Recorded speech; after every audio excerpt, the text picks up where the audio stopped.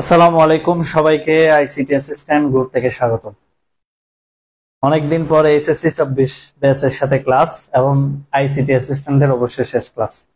হয়তো তোমাদের সাথে আমার আর দেখা হবে না এইভাবে লাইভ ক্লাসে, হয়তো তোমরা মাঝে মাঝে লাইভে নেওয়ার সময় আসবা, কিন্তু মনোযোগ দিয়ে খাতা কলম নিয়ে হয়তো আজকে শেষ ক্লাস। তো যাই হোক, আমি আশা করব আমার প্রিয় শিক্ষার্থী যারা আছো তারা সবাই বন্ধুদেরকে একটু অ্যাড করে দাও, যেহেতু আগামীকাল শুক্রবার শনিবার 2 দিন বন্ধ আছে। 2 দিন ইংলিশ সেকেন্ড পেপার পড়লে এনাফ। ইংরেজি দ্বিতীয় পত্র যে পারবে যে পারবে না 2 দিন পড়লেই পারবে। কিন্তু আজকের ক্লাসটা অবশ্যই সায়েন্সের স্টুডেন্টের উচিত হচ্ছে ফিজিক্স পড়া, আর আর্টস কমার্সের স্টুডেন্টের উচিত হচ্ছে আইসিটি ওয়ান শট ক্লাস আজকে করে ফেলা। আজকে করে ফেলে এইচএসসি পরীক্ষার আগের দিন 8 তারিখ রাতে দিনে তোমরা নিজের মতো প্রিপারেশন নিতে পারবা, তখন আর বিভিন্ন ক্লাসে ক্লাসে দৌড়ানোর দরকার নেই।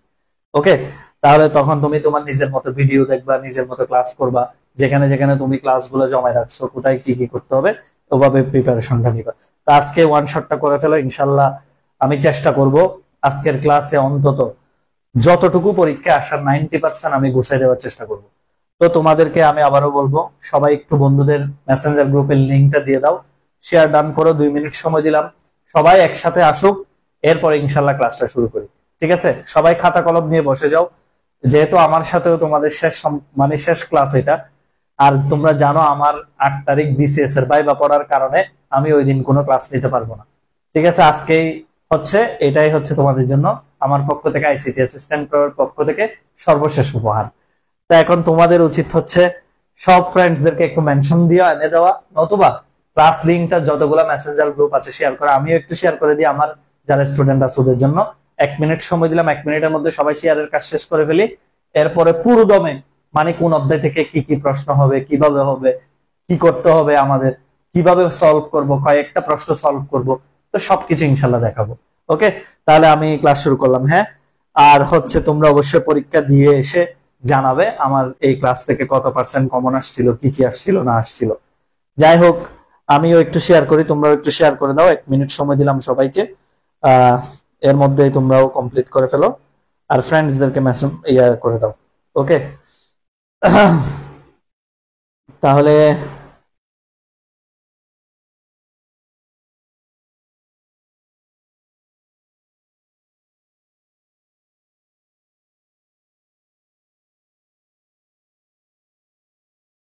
ওকে ওকে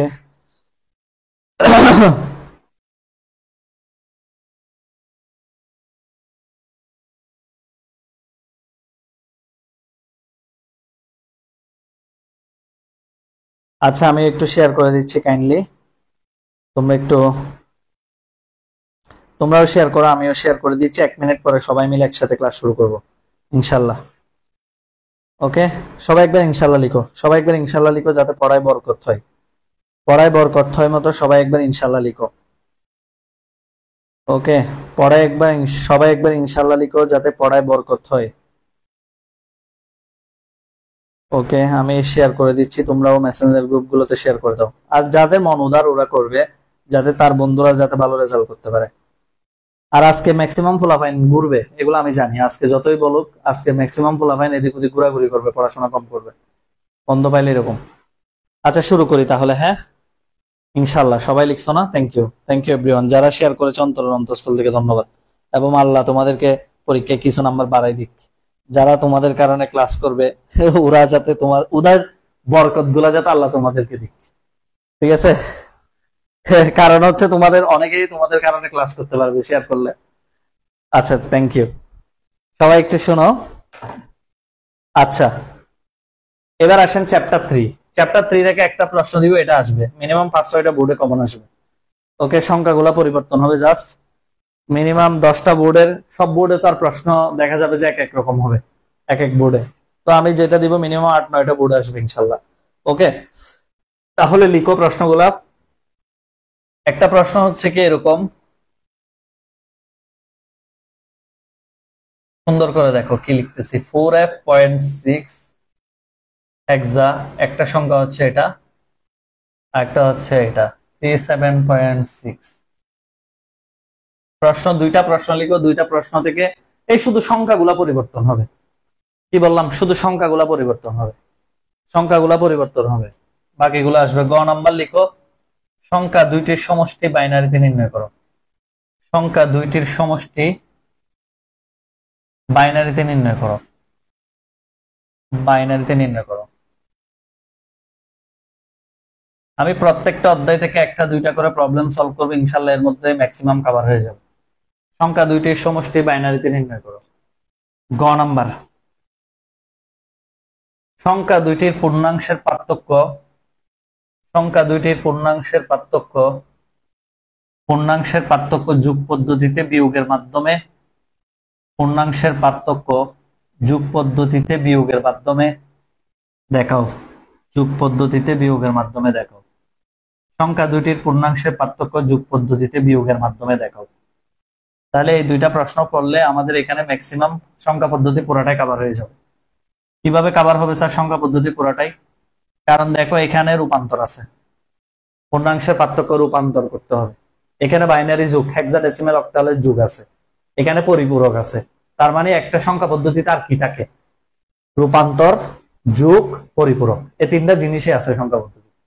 ঠিক আছে, এই দুইটা প্রশ্ন করলে মোটামুটি সবকিছু রিভাইজ হয়ে যাবে ইনশাল্লাহ। ওকে, সবাই প্রশ্ন দুইটা লিখে ফেলো, লিখে একবার ওকে লিখো, তারপর আমরা সলভ করা শুরু করবো। ওকে, লিখে একবার ওকে লিখো, সবাই সলভ করা শুরু করবো ইনশাল্লাহ। আর ক্লাস থেকে বের হবে না, ক্লাস থেকে বের হবে না। স্যার আইসিটি এক্সামের আগে আপনার ক্লাসের অপেক্ষা, আইসিটি এক্সামের আগে আমার ক্লাস পাবে না দেখে আজকে ক্লাস নিচ্ছি। আইসিটি এক্সামের আগের দিন আমার ভাইবা পড়ছে বিসিএস এর 44তম বিসিএস এর ভাইবা পড়ছে। ঠিক আছে, এই জন্য আমি ক্লাস নিতে পারবো না দেখেই আজকে ক্লাস নিচ্ছি। কথা বুঝতে পারছেন? আর আইসিটি এক্সামের আগের দিন নিজের মতো পড়বেন, নিজের মতো করে সুন্দর করে গুছাই গুছাই সাজায় সাজায় পড়বেন। ওকে, নিজে নিজে মাথায় ঢুকাবেন সবকিছু। ক্লাস দেখে তো আর হবে না, এগুলো প্র্যাকটিস করতে হবে না? অঙ্ক প্র্যাকটিস করতে হয় নিজের একবার। আচ্ছা এখন আসেন এটা করি। কথা বলবা না, কথা কম বলবা আজকে। সংখ্যা দুইটির সমষ্টি বাইনারিতে নির্ণয় করো। তাহলে আমরা প্রথমে সংখ্যা দুইটির সমষ্টি বাইনারিতে নির্ণয় করি। গ নাম্বার প্রশ্ন। এটা দেখবো আগেও অনেক সময় বোর্ড পরীক্ষায় এরকম প্রশ্ন আসছে। দুইটা সংখ্যা হয়তোবা এখানে আমি হেক্সার অক্টালে দিছি, পরীক্ষায় হয়তোবা দিতে পারে ডেসিমাল, ডেসিমাল আর হেক্সা দিতে পারে, ডেসিমাল আর অক্টাল দিতে হবে। আগে বাইনারিতে নিয়ে যেতে হবে, তারপরে যোগ করতে হবে।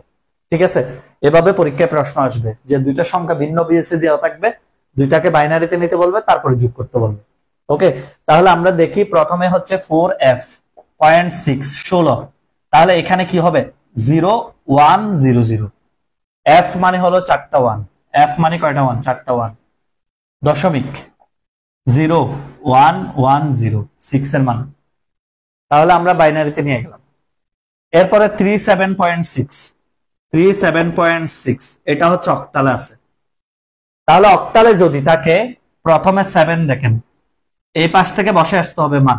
অঙ্ক করার সময় আমি বারবার বলেছি বেসিক ক্লাসে, যখন আমরা দ্বিতীয় মানটা বসাবো, সর্বপ্রথম মান বসাবো দশমিকের আগেরটা, ইমিডিয়েট আগেরটা। এই কথাগুলো নোট করবা মাথায়, এই কথাগুলো ঢুকাই ফেলবা। পরীক্ষার হলে কিন্তু এই জায়গাগুলোতে ধরা খাবা।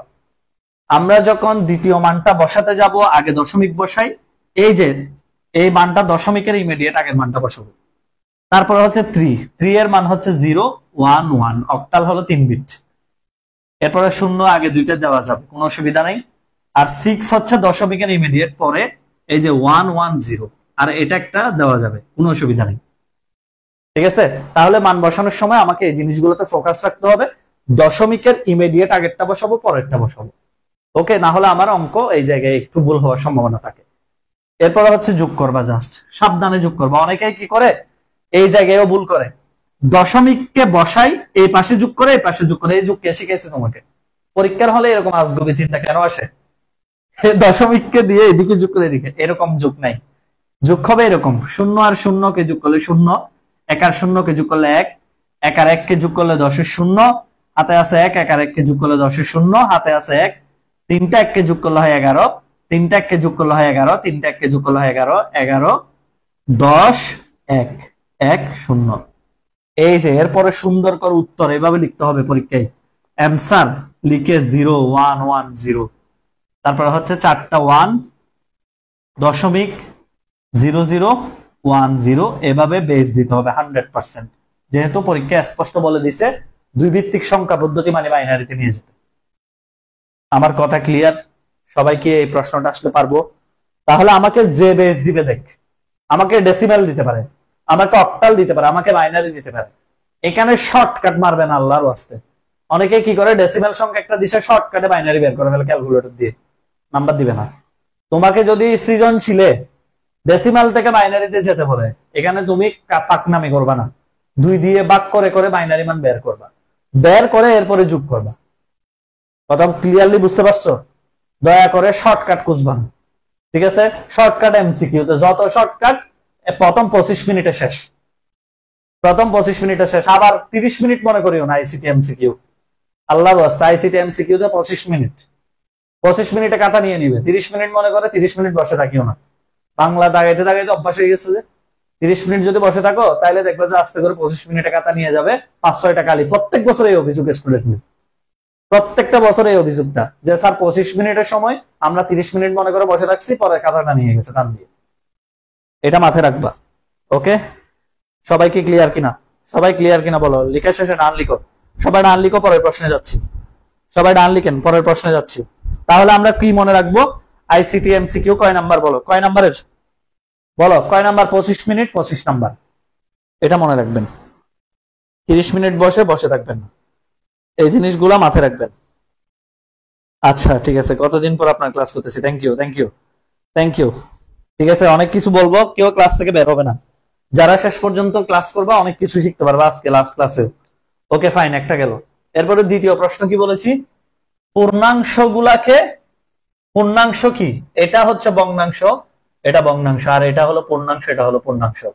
তাহলে একটা পূর্ণাংশ কি হলো? তাহলে প্রথম পূর্ণাংশ কত? প্রথম পূর্ণাংশ হলো হচ্ছে 4f 16, এবং দ্বিতীয় পূর্ণাংশ হচ্ছে কত? 378। এখন এই দুইটাকে বলা হয়েছে যোগ পদ্ধতিতে বিয়োগের মাধ্যমে ফলাফল বের করতে। এখানে দুইটা জিনিস মাথায় রাখবেন।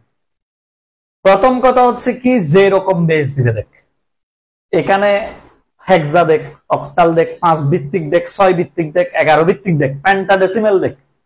আমি আমার ক্লাসগুলোতে কিন্তু ভেঙে ভেঙে স্ক্রিপ্ট বাই স্ক্রিপ্ট পড়াইছি, কি হলে কি করতে হবে। তারপরে বলতেছি সবাই প্রথম কাজ ডেসিমেলে চলে যাব, কারণ ডেসিমেলে গেলে আমরা ইজিলি বুঝতে পারবো কোন সংখ্যাটা বড়, কোন সংখ্যাটা ছোট, কার থেকে কাকে মাইনাস ধরতে হবে, কাকে প্লাস ধরতে হবে, এটা আমরা ইজিলি বুঝতে পারবো ডেসিমেলে গেলে। ঠিক কিনা? কথা সঠিক কিনা? তাহলে আমাদের প্রথম কাজ কি? যে প্রথম সংখ্যাকে ডেসিমেলে নিয়ে পাই। কি লিখবো? এই যে প্রথম সংখ্যাকে ডেসিমেলে নিয়ে পাই, ডেসিমেলে নিয়ে পাই। এখন ডেসিমেলে নিয়ে যাব, নিয়ে গেলাম। কিভাবে যাব? শর্টকাট মারবা না, আবারও বলতেছি, ক্যালকুলেটর করবা না, এখানে এভাবে দেখাবা সুন্দর করে। টিচারকে বুঝাইতে হবে তুমি একজন ভালো স্টুডেন্ট। এখানে তুমি কোন কলেজের, নটরডেমের স্টুডেন্ট এটা লিখে থাকবে না, এখানে লিখে থাকবে তোমার খাতা শুধু। তুমি যে চিটাগং কলেজ, মহসিন কলেজ, রাজশাহী কলেজে পড়ো, এগুলো এখানে কোথাও আইডেন্টিফিকেশন করা থাকবে না, মার্ক করা থাকবে না, তোমার খাতাই তোমার প্রমাণ। এই জন্য এইভাবে সুন্দর করে করবা।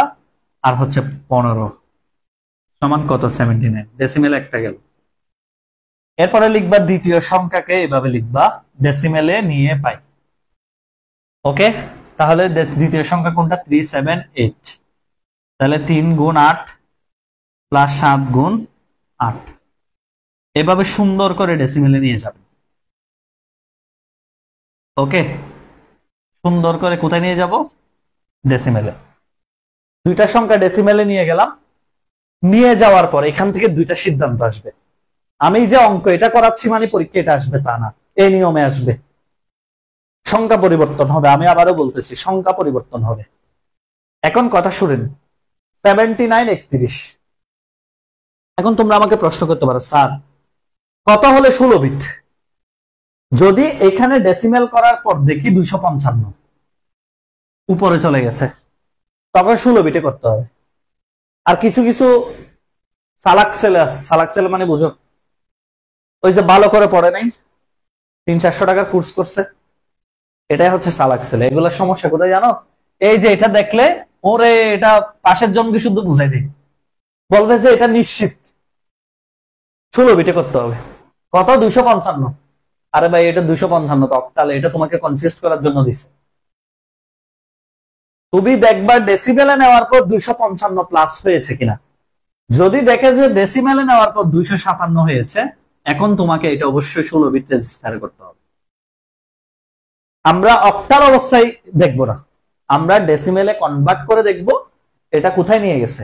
আমি দেখেছি টেস্ট পেপারে এরকম কনফিউজ করেছে বিভিন্ন প্রশ্নে। সাবধান, আবারও বলতেছি, অক্টালে হলে হবে না, অবশ্যই ডেসিমেলে যেতে হবে। ডেসিমেলে গেলে তারপরে, আর এখানে গিয়ে আবার চিহ্ন বিট মিলাইও না। অনেক সময় 128-এর উপরে গেলে চিহ্ন বিট মিলবে না, এগুলা নিয়ে তোমার মাথা ব্যথার দরকার নেই, এগুলো অন্য ক্যালকুলেশন আছে। তোমার ক্যালকুলেশন হচ্ছে কি, ডেসিমেল মান 255 ক্রস করবে, আমি 16 বিটে করব।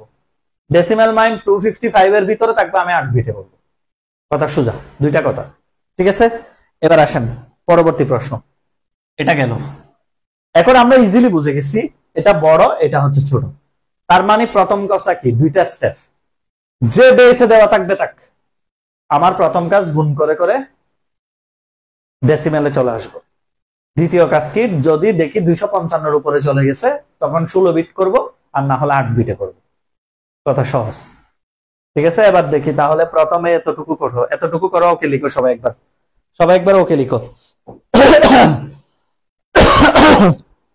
সবাই একবার ওকে লিখো দ্রুত গতিতে। কিরে কি হয়েছে আজকে? এই শোনো তোমরা, শোনো তোমরা চট্টগ্রাম যদি যারা আছো আর কি, তোমরা হয়তো জানো আমি চকবাজার 15 তারিখ থেকে একটা অফলাইন ব্যাচ খুলতেছি। সেটা আমাকে কেউ আছো কিনা যায় না। তোমাদের 25-26-এর ছোট ভাই বড় ভাই, ছোট ভাই থাকলে পাঠাই দিও, বড় ভাই তার থাকবে না, ছোট ভাই আর কি। এইচএসসি 25-26-এর ছোট ভাইয়ের বোন রিলেটিভ জুলাইয়ের 15 তারিখ থেকে আমাদের পেজে যোগাযোগ করতে বলবা, ঠিক আছে। আর অনলাইন ব্যাচ করতে চাইলে আগামী জুলাইয়ের 27 তারিখ থেকে আজকে 7 ব্যাচ শুরু হবে, অনেক ভালো ব্যাচ হবে এগুলা, ঠিক আছে। যেহেতু আমি বাইবা তাইবা দিয়েও ফ্রি হয়ে যাচ্ছি, তো একটু পাঠাই দিও সবাইকে, কেমন। জুলাই 15 তারিখ থেকে হচ্ছে চট্টগ্রাম চকবাজার অফলাইনে পড়তে পারবে, পেজে যোগাযোগ করতে হবে আগে। আর 27 তারিখ থেকে এখানে পড়তে পারবে। প্রথম 50 জন 1000 টাকা আগের মতো, ঠিক আছে। তোমাদের রিলেটিভ যারা আছে ওদেরকে সাজেস্ট করিও, ভালো হবে, অনেক অনেক কিছু শিখতে পারবে ইনশাল্লাহ। এমনি এটা শিওর অন্যান্য প্ল্যাটফর্ম থেকে অনেক কিছু বেশি শিখতে পারবে। কত যেন ছিল এটা, কত ছিল যেন, 3 × 8 7 × 8 24 প্লাস কত 7 31। আচ্ছা দেখো তাহলে একটা 31 একটা 79, তাহলে কিভাবে করতে হয় বাকিটা তো মনে আছে। প্রথমে +79 এর মান বের করে পাই, এর মান বের করে পাই, এভাবে লিখবা। এখানে ক্যালকুলেটর ব্যবহার করতে পারো, না করলে এই পদ্ধতিটা দেখালে আর কোনো ভুল নাই। 1 2 4 8 16, এটা স্বীকৃত পদ্ধতি পরিপূরকের জন্য 8 বিটের, এটা তুমি ব্যবহার করতে পারো, কোনো সমস্যা নেই। তাহলে এটা 64, এটা তো হবে না, তাহলে +79 এর মান এইটুকু শেষ। এরপরে কি লিখবা, -31 এর মান বের করে পাই। বাইনারি মানও লিখতে পারো, কোনো সমস্যা নাই, যেহেতু পরিপূরকের কাজ মাইনাস বাইনারিতে হয়। প্রথমে +31 বের করতে হবে। +31 মানে কি, সবগুলা হচ্ছে 1, ওকে। আর উল্টায় 1-এর পরিপূরক করো, যোগ কত 1, তাহলে 1। আর আইসিটি অ্যাসিস্ট্যান্ট বই পড়বো, অন্য কোনো বই পড়ার দরকার নেই, পরীক্ষার আগের দিন মাথা পাগল করার দরকার নেই। একমাত্র আইসিটি অ্যাসিস্ট্যান্ট বই পড়ে পরীক্ষা দিবা, খারাপ হইলে আমার দায়ী, সারা জীবন আমি দায়ী থাকবো সব, ঠিক আছে। সারা জীবন আমি দায়ী থাকবো আইসিটি অ্যাসিস্ট্যান্ট বই থেকে না আসলে, 100% আসবে। পরীক্ষার আগের দিন এত প্রেশার নেওয়ার দরকার নেই। তাহলে আমরা 79 এর মানও বের করলাম, -31 এর মানও বের করলাম। তারপরে কি করব স্যার,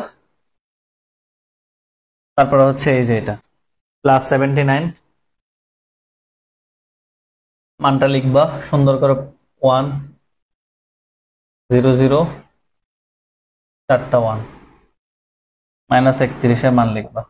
-31 এর মান কি, 3টা 1,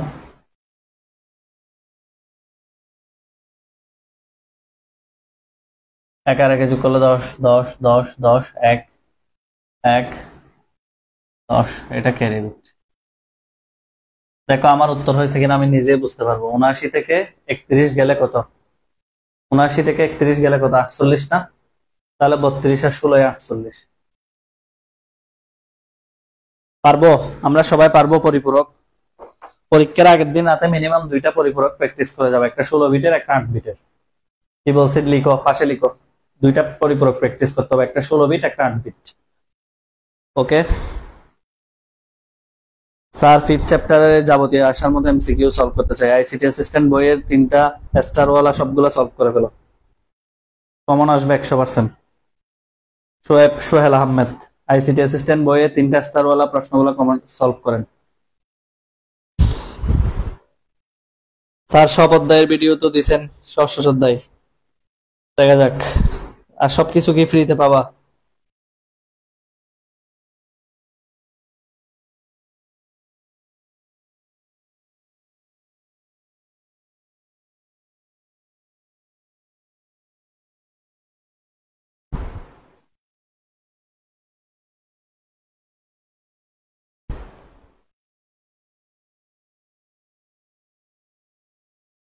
ওকে, সবাই ক্লিয়ার? আচ্ছা, এবার দেখো সবাই, সবাই একটু দেখো পরের প্রশ্ন। এবার দেখো সংখ্যা পদ্ধতি থেকে কি কি পড়তে হবে পরীক্ষার আগে। প্রথম কথা হচ্ছে আমাদের বইয়ের 30 স্টার প্রশ্নগুলো ফরজ। যারা আমাদের বই কিনছে এখন তার কেনার সুযোগ নেই, ঠিক আছে? চিটাগং চকবাজার বুকল্যান্ড লাইব্রেরিতে বই আছে যদিও কয়েকটা, আমাদের হাতে নেই।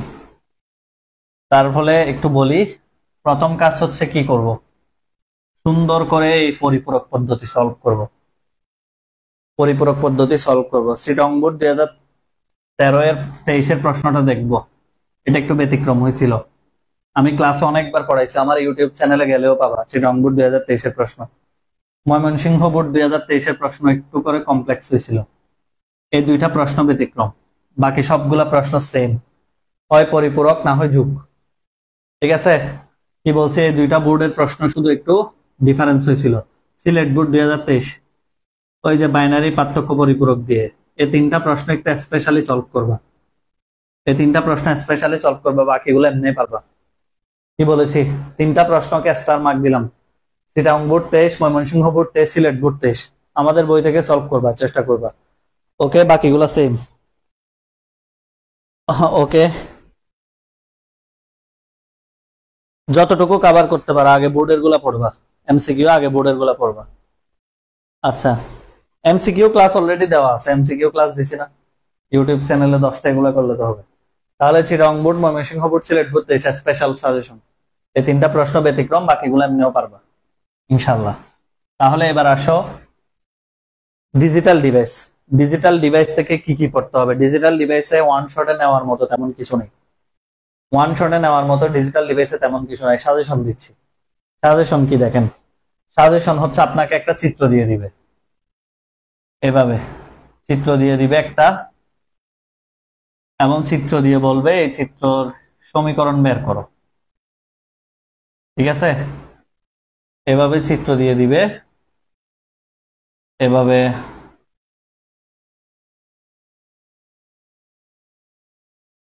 এভাবে চিত্র দিয়ে দিবে।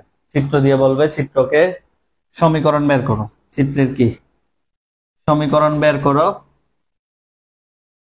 নতুবা বলবে সমাধান করো, নতুবা বলবে সত্যক সারণী, নতুবা বলবে সার্বজনীন গেট দিয়ে বাস্তবায়ন। এগুলা মিনিমাম 5টা বোর্ড আসবে। সার্বজনীন গেট দিয়ে বাস্তবায়ন, এই প্রশ্নগুলা মিনিমাম 5টা বোর্ড আসবে। ঠিক আছে? আর বাকি 5টা বোর্ডে হবে হাফ এডার, ফুল এডার, এনকোডার, ডিকোডার। ঠিক আছে? কি বললাম, এরকম প্রশ্ন মিনিমাম 5টা বোর্ডে হবে। যে হয় সত্যক সারণী দিয়ে বলবে এই সত্যক সারণীর গেটটাকে ন্যান্ড গেট দিয়ে বাস্তবায়ন করো। আমি এরকম কিন্তু বিভিন্ন সিকিউ ক্লাস নিয়েছি, ঠিক কিনা? আছে অলরেডি। তারপরে হচ্ছে সমাধান করতে বলবে, নতুবা সত্যক সারণী, এটা সত্যক সারণী কি, নতুবা সার্বজনীন গেট দিয়ে বাস্তবায়ন, এই যে সমস্ত কাহিনী বল। ঠিক আছে? তো তোমাকে ডিজিটাল ডিভাইসে যদি অ্যান্সার করতে হয়, আমি আবারও বলি অনেক student, 90% student digital device answer করে না। যারা করে তাদেরকে বলতেছি, অবশ্যই সমীকরণ বের করতে জানতে হবে। যেমন এই সমীকরণটা কি, এই যে আর এখানে হলো বি নট, তাহলে এ বি নট। প্রথম কাজ কি, যখন একটা লজিক চিত্র থেকে সমীকরণ আঁকতে বলবে, সর্বপ্রথম কাজ চিত্রটা খাতায় উঠাতে হবে। আগে খাতায় চিত্রটা উঠাবা, সেম এই যে এই চিত্রটাকে আগে সুন্দর করে খাতায় নিজের মতো করে উঠাবা, গ এর উত্তর লিখে চিত্রটা উঠাবা। উঠানোর পর এভাবে আগে চিত্রের উপর ড্র করবা। চিত্রের উপর কি করবা, ড্র। এই যে যেমন এখানে আছে, আর এখানে কি আছে, বি নট, বি নট, আর উপরে হচ্ছে ন্যান্ড গেট, এই যে NAND gate, A NAND B not. এবার এখানে আসো, এখানে কি আছে, এখানে কি আছে, এ নট, এখানে কি আছে, বি, এটা নর গেট, এটা হলো নর গেট, এটা হলো ন্যান্ড গেট। ঠিক আছে, এবার ফাইনালি ফাইনালি কি আছে, এই যে একটা ন্যান্ড গেট ফাইনালি। ঠিক কিনা, দেখো ফাইনালি কি আছে, এটা এই ন্যান্ডের সাথে এই নরের উপরে হলো একটা ন্যান্ড গেট, ফাইনালি হচ্ছে এটা। এখন এই সমীকরণকে সলভ করতে বলতে পারে, এই সমীকরণকে কি করতে বলতে পারে, সলভ করো, নতুবা বলবে এই সমীকরণের সত্যক সারণী আঁকো, নতুবা বলবে এই সমীকরণের প্রাপ্ত ফলাফলের ন্যান্ড গেট নর গেট দিয়ে বাস্তবায়ন। তো এটা যদি ধরো মনে করো সলভিং বলে, তাহলে কিরকম হয় একটু দেখি, এটা সলভিংটা একটু দেখি। প্রথমে মর্গানের ল অ্যাপ্লাই করো, মর্গানের ল যদি অ্যাপ্লাই করি কি দাঁড়াই, এরকম দাঁড়ায়, দাঁড়ায় না, আর এখানে হবে প্লাস, এবং এখানে হবে এ নট প্লাস বি, মর্গানের ল অ্যাপ্লাই করলাম, উপরে আরেকটা বার আসবে। দেখো উপরের এই যে বারটা ভাগ হয়ে গেল, এনটা অর হয়ে গেল, আর দুই পাশে এই যে ডাবল হয়ে গেল। আমরা জানি ডাবল বার হলে কাটা যায়, ডাবল বার হলে কাটা যায়, তাহলে আর কি রইল, আর রইল কি, আর রইল শুধুমাত্র এটা A B not plus A not plus B, এটা আছে শুধু। এখন এটা সলভ করতে পারবা না অনেকেই, কারণ একটা সূত্র আছে এখানে ইম্পর্টেন্ট, এই প্রশ্নটা লিখার পেছনে একটা কারণ আছে, একটা সূত্র আছে, এই সূত্রটা অনেকেই জানো না। এই সূত্রটা হচ্ছে একবার নেগেটিভ একবার পজিটিভ এরকম একসাথে থাকলে, এটা যদি এরকম একসাথে থাকে তখন এটাকে একটা সূত্র ফেলা যায়। সূত্র হচ্ছে একবার পজিটিভটার সাথে এটা, আরেকবার হচ্ছে নেগেটিভটার সাথে এটা। এই যে সূত্রটা হচ্ছে এরকম, এ প্লাস এ নট বি, এরকম যদি থাকে একবার এ প্লাস এ নট, একবার আরেকবার হচ্ছে এ প্লাস বি। ঠিক আছে, এটা হচ্ছে সূত্র। তাহলে এখানেও সেম, এ নট এর সাথে একবার কি লিখলাম, এ সরি সরি সরি এটা তো একটু ভুল হয়ে গেল, এই যে এটা বুঝাচ্ছিলাম, এই যে বি এর সাথে একবার কাকে লিখবো, বি এর সাথে একবার বি নট কে লিখবো, আরেকবার এর সাথে বি কে লিখবো, আর পাশে রইল এ নট। তো ভালো করে খেয়াল করেন, এই যে এই দুইটা সূত্রটা সেম কিনা দেখেন, এই দুইটা সূত্রটা সেম কিনা দেখেন। এই যে একটা পজিটিভ একটা নেগেটিভের সাথে যখন একসাথে এইভাবে থাকে, সূত্রটা হচ্ছে একবার এর সাথে এ নট, আরেকবার হচ্ছে এর সাথে বি। তাহলে একটা পজিটিভের সাথে একটা নেগেটিভ একসাথে যখন থাকে, তখন একবার বির সাথে বি নট, আরেকবার বির সাথে এ প্লাস বি। সবাই কি বুঝতে পারছো, সবাই কি বুঝতে পারছো কিনা একটু বলো ক্লিয়ারলি, সবাই কি ক্লিয়ারলি বুঝতে পারছেন কিনা বলেন, বলেন বলেন। বিভাজনের সূত্র, very good, Minhas Uddin Sabbir, very good.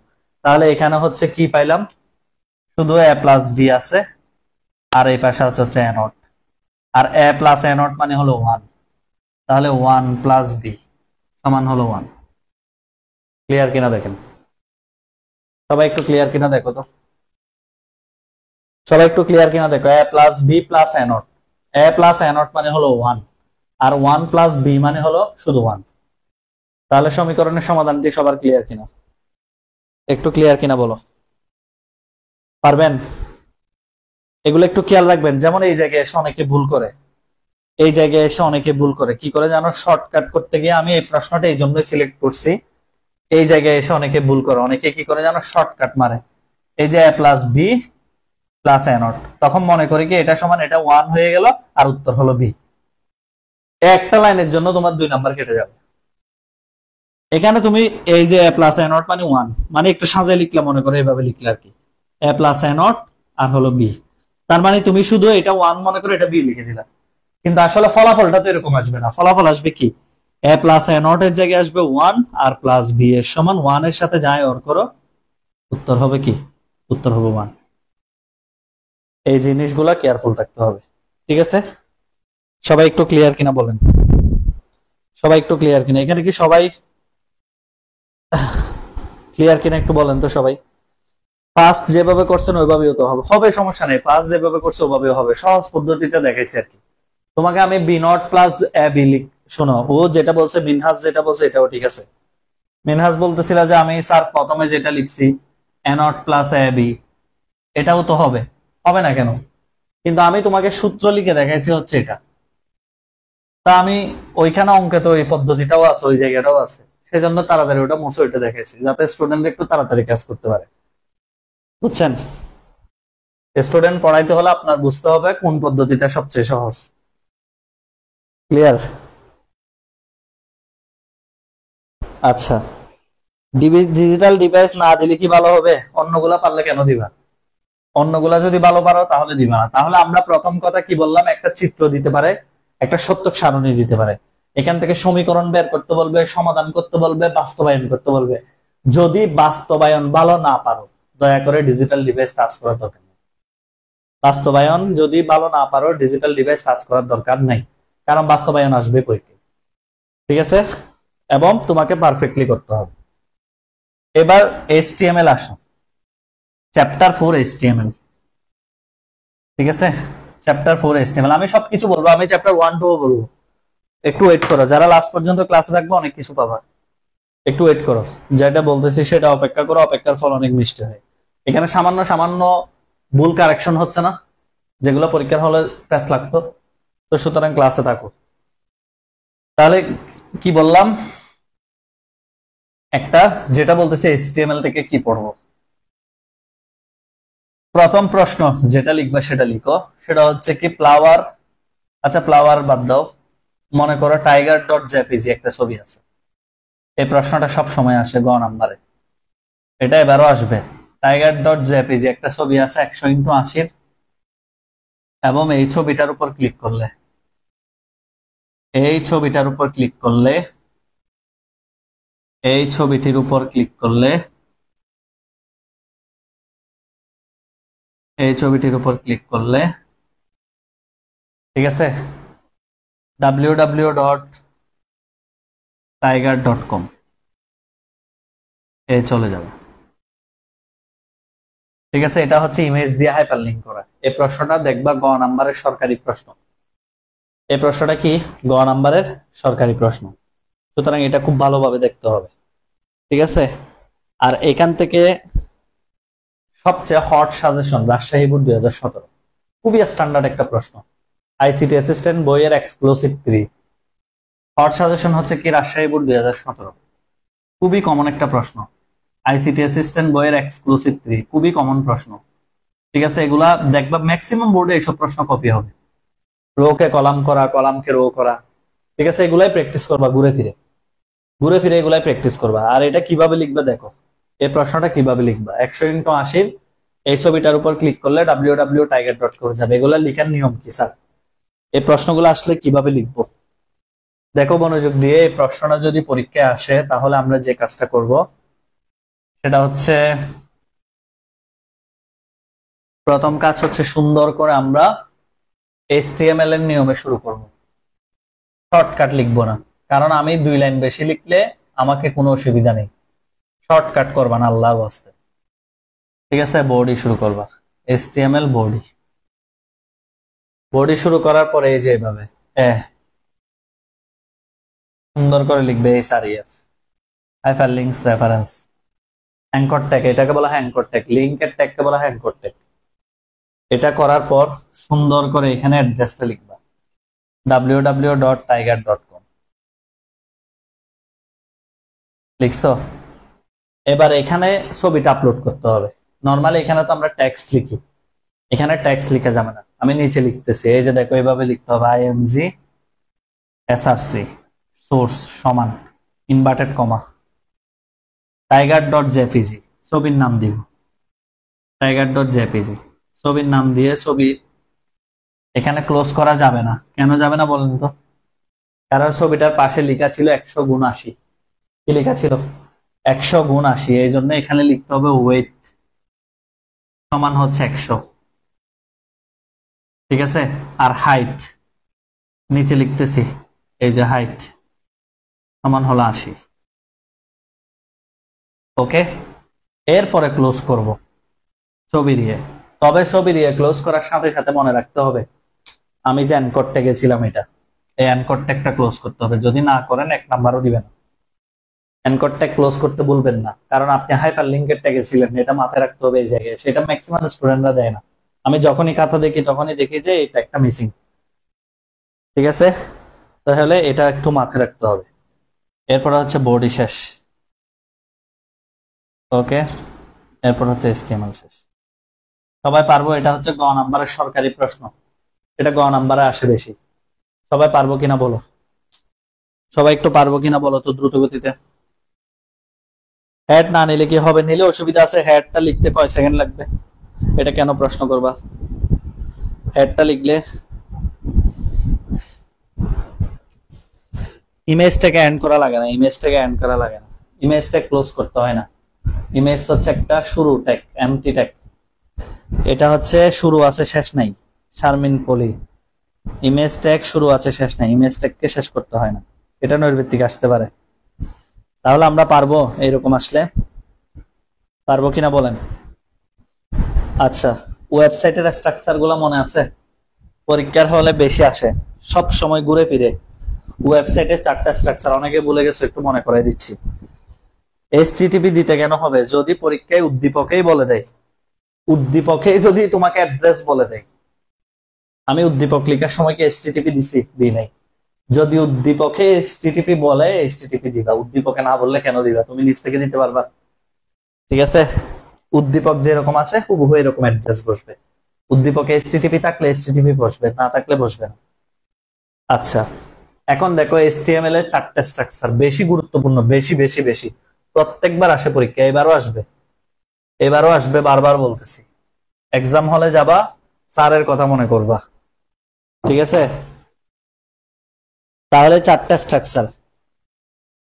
হ্যাঁ হ্যাঁ, ওইটা দেওয়া যাবে, স্ল্যাশ দেওয়া যাবে, স্ল্যাশ দিতে পারবা, সমস্যা নেই। স্ল্যাশ না দিলেও সমস্যা নাই, এভাবে শেষ করলেও সমস্যা নেই। দুইটাই কারেক্ট, দুইটাই কারেক্ট, কোনো প্রবলেম নেই। আচ্ছা, এবার আসেন কি বলেছি। HTML এর 4টা স্ট্রাকচার। প্রথমটা কি? লিনিয়ার, মানে পেজ গুলাকে, ওয়েবসাইটের পেজ গুলাকে কতভাবে সাজানো যায়। যেমন আমি এটা পড়ানোর সময় প্রায় সময় বলি, আমরা অনেক সময় ওয়েবসাইটে লিনিয়ার স্ট্রাকচার ফলো করতে হয়। একটা পেজের পরে আরেকটা পেজ। টপোলজির সাথে এটা পার্থক্য আছে, মাথায় রাখবা। টপোলজি হচ্ছে নেটওয়ার্কের সংযোগ, আর এটা হচ্ছে পেজের স্ট্রাকচার। পেজের স্ট্রাকচার এটা, টপোলজি হচ্ছে নেটওয়ার্কের স্ট্রাকচার। দুইটা দুই জিনিস, গুলাই ফেলবা না, প্রশ্ন বুঝবা। ওয়েব পেজের স্ট্রাকচার হলো এগুলা, আর টপোলজি হচ্ছে নেটওয়ার্কের স্ট্রাকচার। এগুলা যাতে ভুল না হয়। অনেক সময় কনফিউজ করার জন্য দেখা যাবে HTML এর সাথে টপোলজি দিয়ে দিছে, HTML এর 2 নাম্বার প্রশ্নে টপোলজির স্ট্রাকচার একটা দিয়ে দিছে, তখন তোমরা গুলাই ফেলো। সমস্যা, এগুলা এগুলা করা যাবে না। ঠিক আছে, এগুলা হচ্ছে লিনিয়ার স্ট্রাকচার, সিকোয়েন্স। মানে অনেক সময় ফেসবুকে লগ ইন না করে কি আমি কি লগ ইন না করে কখনো প্রোফাইলে যেতে পারবো? হোম পেজ প্রোফাইলে যেতে পারবো? বলো, ফেসবুকের আমি যদি লগ ইন না করে হোম পেজ বা প্রোফাইলে কখনো যেতে পারবো? পারবো না। তখন আমাকে সিকোয়েন্স মানতে হবে। সিকোয়েন্স কিরকম? আমি হোম পে লগ ইন করবো, লগ ইন করে হোম পেজে যাব, হোম পেজের পরে যাব কোথায়? প্রোফাইলে। তাহলে এই যে ওয়েবসাইটে মাঝে মাঝে যে আমাকে সিকোয়েন্স মেনটেন করতে হয় পেজে, এগুলাকে বলা হয় লিনিয়ার স্ট্রাকচার। আর এই যে সবাই যে সবার সাথে কানেক্টেড, আমরা যে ইন্টারনেটের পেজ গুলাতে সবাই সবার সাথে কানেক্টেড কিভাবে? এই যে তোমরা আমার পেজে প্রোফাইলে ক্লিক করে চলে যাও, বন্ধুর প্রোফাইলে ক্লিক করে চলে যাও, ট্রাস্ট ট্রাস্ট থাকলে এদের প্রোফাইলে চলে যাও, একটা মেয়ে ফ্রেন্ড রিকোয়েস্ট পাঠাইলে এর প্রোফাইলে চলে যাও। এগুলা কেন যাইতে পারো? এটা কেন যাইতে পারো বলো তো? এটা যাইতে পারো কারণ হচ্ছে কি, সব পেজের সাথে লিঙ্ক করা বিদায়। ক্লিক করার সাথে সাথে হাইপার লিঙ্ক করা, এখানে এখানে এখানে দৌড়াও না মেয়েদের প্রোফাইলে প্রোফাইলে, ঠিক কিনা? তাহলে এই যে এটা কেন, এটা হচ্ছে লিঙ্ক স্ট্রাকচার। আর স্যার কাউকে ব্লক করলে, কাউকে ব্লক করা মানে লিঙ্কটা ডিসেবল করে রাখা জাস্ট। ঠিক আছে, এটা নৈর্ব্যক্তিক আসতে পারে দ্রুত গতিতে, এক পেজ থেকে অপর পেজে যেতে হলে কোন স্ট্রাকচার সবচেয়ে বেশি কার্যকরী, সময় বাঁচে কোন স্ট্রাকচারে, হাইপার লিঙ্ক বা লিঙ্কড স্ট্রাকচারে সময় বাঁচে সবচেয়ে বেশি, কারণ যেখানে সেখানে ক্লিক করে চলে যাওয়া যায়। ঠিক আছে, আর যে স্ট্রাকচারটা অত্যন্ত গুরুত্বপূর্ণ সেটা হচ্ছে হায়ারার্কি, ট্রি স্ট্রাকচার বা হায়ারার্কি স্ট্রাকচার। যখন আমাকে একটা প্যাটার্ন মানতে হয়, যেমন ওয়েবসাইটের বেসিক স্ট্রাকচার যেটা home page, sub page, layer page.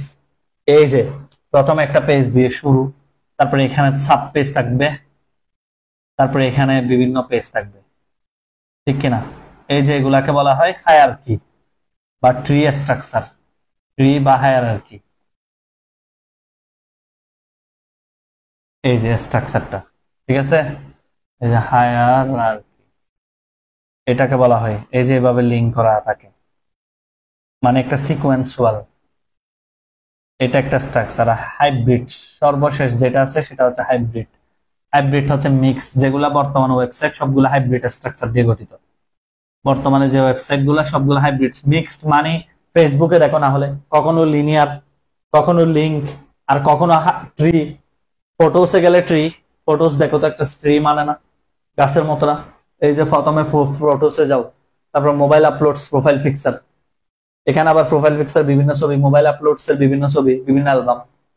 তাহলে দেখো কখনো মানতেছে লিনিয়ার, কখনো মানতেছে লিঙ্কড, আর কখনো মানতেছে ফটো হায়ারার্কি স্ট্রাকচার। এই সবগুলা কম্বিনেশন হলো হাইব্রিড।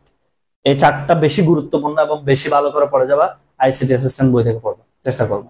ঠিক আছে, অন্যান্য বই পড়ে সময় নষ্ট করবে না, মাথা পাগল করবে না, আবারও বলতেছি। আর তোমাকে এখন পড়তে বলে আমার কোনো লস আছে? তুমি বই কিনলে কিনে ফেলছো, না কিনলে নাই। এখন পড়তে বলতেছি মানে কি? তার মানে অবশ্য বই ভালো, কারণ একটা স্টুডেন্টকে তো একটা টিচার কোনোদিন পরীক্ষার আগের দিন আর খারাপ পরামর্শ দিবে না। আমি তো বিক্রি করে ফেলছি, ব্যবসা তো শেষ, আমার বইও শেষ, তারপরেও কেন পড়তে বলতেছি? আসলে বইগুলো গুছান, বিলিভ ইট অর নট। ঠিক আছে, এখন আমাকে বলেন সবাই ক্লিয়ার কিনা? এতটুকু ক্লিয়ার কার কার? এতটুকু ক্লিয়ার কার কার বলেন তো, একটু কমেন্ট করেন তো। এতটুকু ক্লিয়ার কার কার? তাড়াতাড়ি কমেন্ট করেন, তাড়াতাড়ি তাড়াতাড়ি, সবাই একটু ক্লিয়ার বলেন।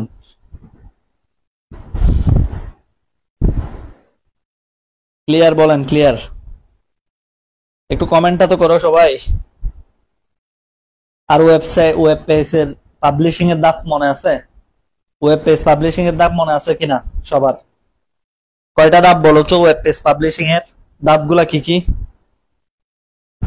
হ্যাঁ, ওয়েব পেজ পাবলিশিং এর। স্যার আপনার বইতে কিছু প্রিন্টিং মিস্টেক আছে, অনেকে বলবা হয়তো। প্রিন্টিং মিস্টেক এটা ফেলে রাখো, এটার দিকে তাকাবেন। একটা দুইটা প্রিন্টিং মিস্টেক সব জায়গায় থাকে। আমি তো লেকচারের টেস্ট পেপার পড়াচ্ছি, শত শত উত্তর ভুল, ডিরেক্ট উত্তর ভুল করছে। তোমাদেরকে টেস্ট পেপার অ্যানালাইসিস করানোর সময় দেখেনি? যাই হোক, বদনাম করা যাবে না। ঠিক আছে, 15টা মডেল টেস্ট সলভ করে যেতে পারলে তো বেস্ট, সময় পেলে করো। আচ্ছা আচ্ছা, এনিওয়ে সবাই শোনো, যেটা বলতেছি মনোযোগ দিয়ে কথা শোনো। সেটা হচ্ছে কি স্যার? ওয়েবসাইটের structure, publishing, web page design, domain name registration, web hosting, সার্ভারে হোস্ট করা, আর সর্বশেষ সার্চ ইঞ্জিন অপটিমাইজেশন। ওকে, ঠিক আছে। আল্লাহর ওয়াস্তে বারবার বলতেছি, বই আমাদেরটা ফলো করে পড়ো, পরিশ্রম অর্ধেক কমে যাবে। এবার আসেন, টেবল নিয়ে আমি কিছু বলবো না, দুইটা টপিক, এগুলা নিয়ে আমি পড়াতে চাচ্ছি না। এগুলো একটা পড়াইলেও যা, একটা টেবল পড়াইলেও যা, 100টা টেবল একই কথা।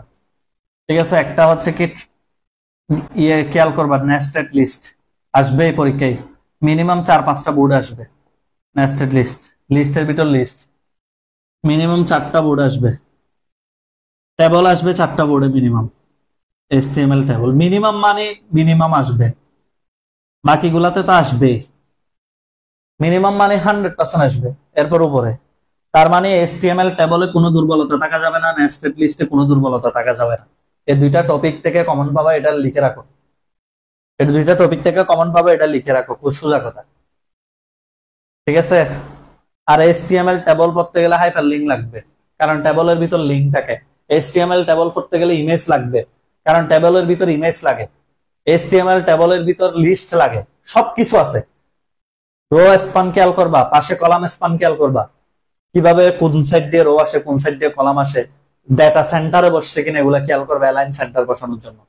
এই কয়েকটা জিনিস মাথায় রেখে রেখে প্র্যাকটিস করবা, ঠিক আছে? তাহলে এই অধ্যায়টাকে মোটামুটি এগুলা পড়ে গেলে ইনশাল্লাহ আমার মনে হয় না কোনো স্টুডেন্ট হতাশ হবে।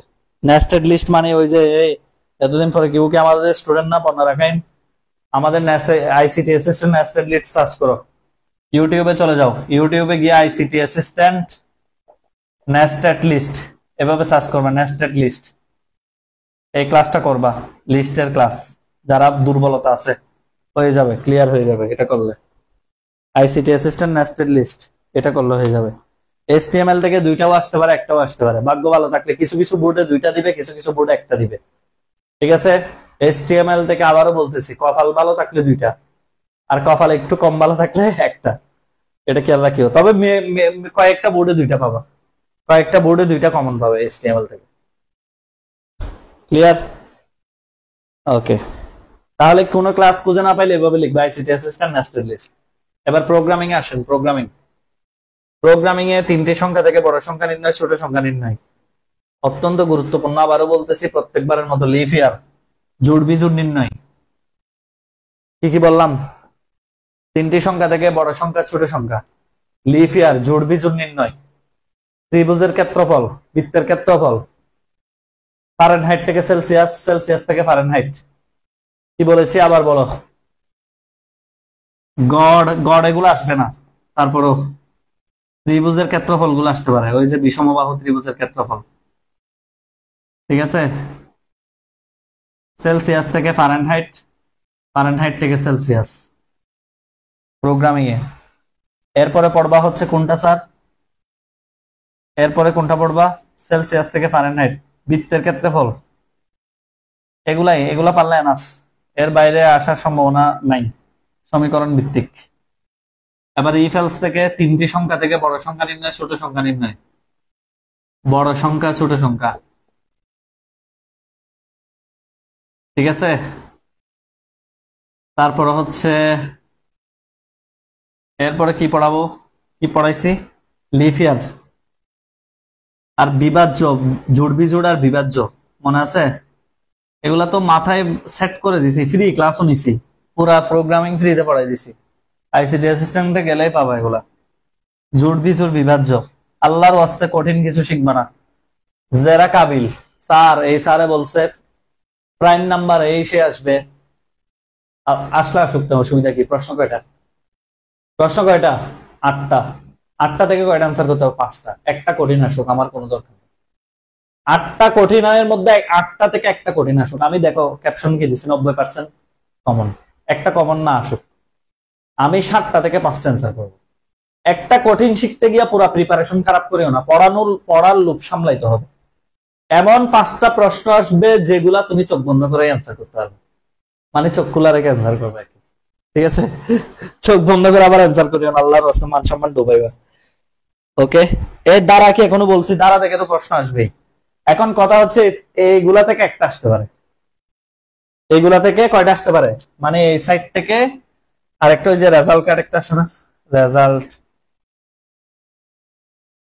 এইগুলা থেকে একটা আসতে পারে। কয়টা? একটা। আর দ্বারা থেকে আসবে একটা, দ্বারা থেকে একটা আসবে, দ্বারা আমি এখন একটা করাবো, দ্বারা থেকে একটা আসবে, ঠিক আছে? দ্বারা থেকে কয়টা আসবে বলছি? একটা। ওকে, আবার কপাল ভালো থাকলে দ্বারা থেকে দুইটাই আসতে পারে, ঠিক আছে? তবে স্যার আমাদের বইয়ে 3 স্টারের বাইরে আসবে না, আইসিটি অ্যাসিস্ট্যান্ট বইয়ে 3 স্টারের বাইরে আসবে না, ইনশাল্লাহ আসবে না। ওকে, ইনশাল্লাহ বলে বলতেছি না, দেখবো কমন আসবে। আমি দেখবো দাগায় দাগায় দিব, দাগায় দাগায় দিব কোনটা কোনটা আসছে, পরীক্ষায় পৃষ্ঠা সহ দাগায় দাগায় আপলোড দিব। তো তোমরা পড়বা। আচ্ছা দেখো, এখন একটা প্রবলেম সলভ করাই, সেটা হচ্ছে একটা বোর্ড প্রশ্ন, বুঝছেন? একটা দ্বারা থেকে একটা প্রশ্ন সলভ করাই, এগুলা ভালো করে পড়বেন, এগুলা পড়লে হয়ে যাবে। আর দ্বারা তো অবশ্যই কমন, লুপ ছাড়া প্রশ্ন হবে না।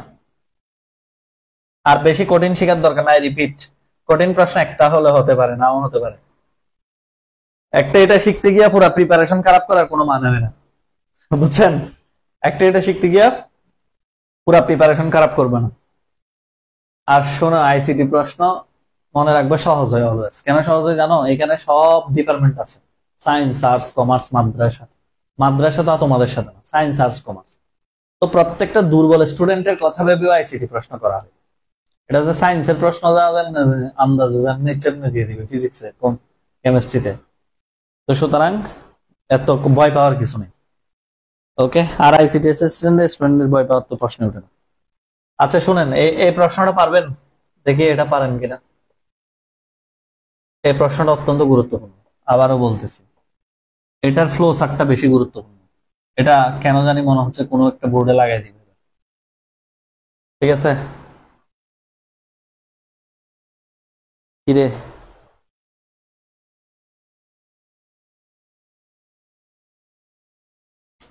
দেখা যায় এটার ফ্লো চার্টটা বেশি গুরুত্বপূর্ণ, বেশি গুরুত্বপূর্ণ এটার ফ্লো চার্ট। ওকে, সি প্রোগ্রাম ক্লাস করেছি মোটামুটি, ইউটিউব থেকে সি প্রোগ্রাম। এই তোমাদেরকে কি বলেছি, আমি কিন্তু 15 তারিখ থেকে চট্টগ্রাম চকবাজারে পড়াচ্ছি।